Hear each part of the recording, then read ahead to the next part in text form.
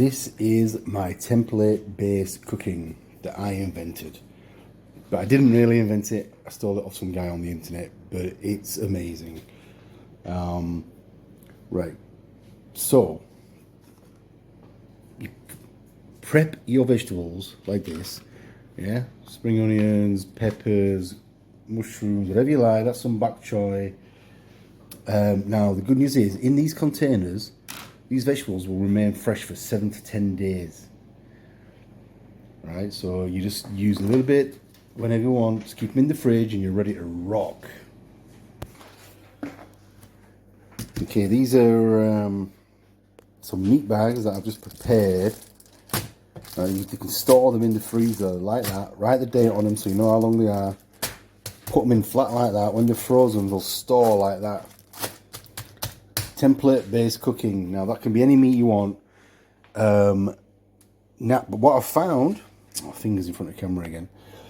Right, what I learned, should I say, is that pork butt or pork shoulder is super cheap, and if you thin it slicely, it's really good for this kind of cooking, stir fry template-based cooking. You can have chicken as well. You can have anything you like. Here's some I prepared earlier. That was the fat that I just cooked. I made it into, I just fried it into a massive pork scratcher. Last lunch. And just what you can do to give it a bit more friability is just put your meat, I've got some chicken and pork here, in some cornstarch. But what I like to use is this thing I found in the Indian supermarket. This stuff is brilliant on top of meat. Just makes it taste delicious. It's just flour and herbs. It's like Kentucky Fried Chicken business. So we're gonna go. So this is just like basically cooking all that together. Oh wait.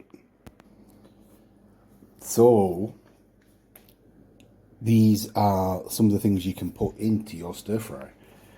Now, to be fair, oyster sauce is your main one. It's delicious. A little bit of garlic, rice wine, soy sauce, both types, dark and light, and sesame oil is pretty much a must as well. Makes it taste delicious. Black bean sauce for a bit of variety. Hoisin sauce. This garlic stuff here is really nice. Sorry, not garlic. Chili stuff is really nice. And the idea is you just stir fry it all together. Oh wait, I forgot to show you these. Pre-prepared noodles, pre-prepared rice. Again, in those boxes, if you can store this in the fridge for again about up to 10 days. I wouldn't let it go that long. But you can go up, say 7 days, and so you basically come home from work, it's all pre-prepared, and you fry away, and you make yourself a different Chinese meal every night. Another good thing, little tip I found out was, that's noodles, but you can use spaghetti, pasta spaghetti as well, and that'll last for 7 to 10 days in the fridge as well, in those Tupperware boxes. It tastes really, really good. Now, spaghetti in my Lidl's only 45p, so beauty. So I'm just going to fry these meats off separately. You can sort of fry them all separately and then combine them at the end. But as you get better, you'll know that, oh, that takes that long, that takes that long. Broccoli takes a bit longer, so you can stagger it and it just gets quicker and quicker. But just to show you, I'm going to do them just separately for now. Nicely. Now, as a chef, you need to learn about the Maillard reaction, which is a French way of saying the Maillard reaction, which is just another way of saying brown bits are burnt proteins that add flavour. Yeah, that's all it is. That's what every chef knows. The brownness is the flavour. You want a good colour on. We used to call it, remember, you say, sealing the flavour. It's not quite true. It's called the Maillard reaction, and every chef knows it. But basically, just brown it off For example, when I'm making chili con carne, I get my mince almost black, man, and it really, really accentuates the flavour. But yeah, look it up, my eye reaction. Difficult to spell, but try to find it. So just for the video, we've fried them up separately. That's what they've come out like. You can quite see. That's the pork. Remember, a pork shoulder is massive. You can get loads, and you can save loads in the freezer. Well, you don't have to use 2 pans, but I'm just doing that for the video purposes, really, just to speed things along. But basically, you can cut things, and then you can. Yeah, so you don't need 2 pans. I'm just doing that for the video, and it kind of does make it easy because there's another thing you can add as well, which is scrambled egg to the mix.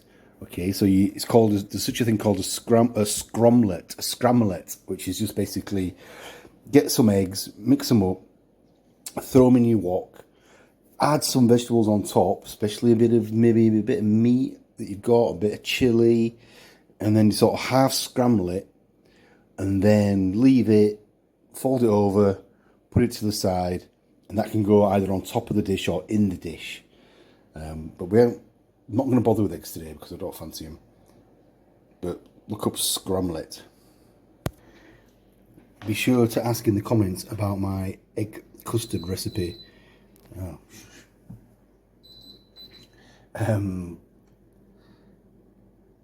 Egg custards are just a way to use up extra milk and eggs.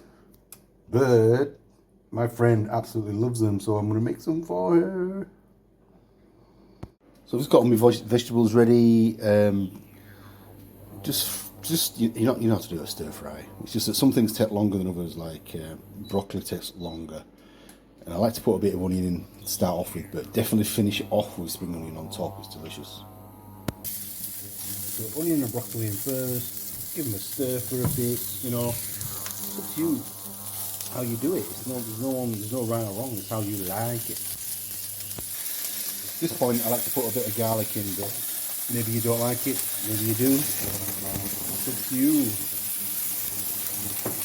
You can use fresh garlic as well. It's up to you, man. There we go. We've got them all in now. Looks fresh and nice. Also, if you at this point, if you want to add a bit of chili, fresh chili, it's a good idea. But you can use it as a garnish as well. But I haven't got any, so it's just been frying for a minute or two. Just going to put in like a variation of sauces that basically it's called flavour shaker at this point. You just put them in the right flavour you want. But honestly, oyster sauce, soy sauce, sesame oil is grand. It's really grand. And a little bit of rice vinegar, absolutely not needed at all. But it just had a little bit of depth of flavour. And then you've got your chili. That's not chili sauce. That's cooking chili. And that will give it a bit of heat. Delicious. Decided to add the meat back into it now to give it some of that sauce on it as well.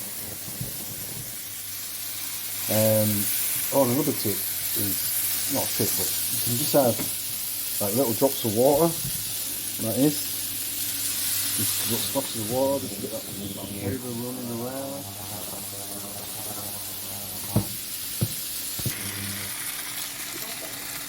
Now then, so I'm putting some noodles in there, look. As you see fit, that's about a good amount there. And you can put rice in there, but my co-worker doesn't want to help me make a video today. So she's just going to have that. But yeah, I would whack a load of rice in there and have a proper good stir fry, golden fry, stir fry rice. But what do I know? I'll tell you what, I'm going to put some rice in.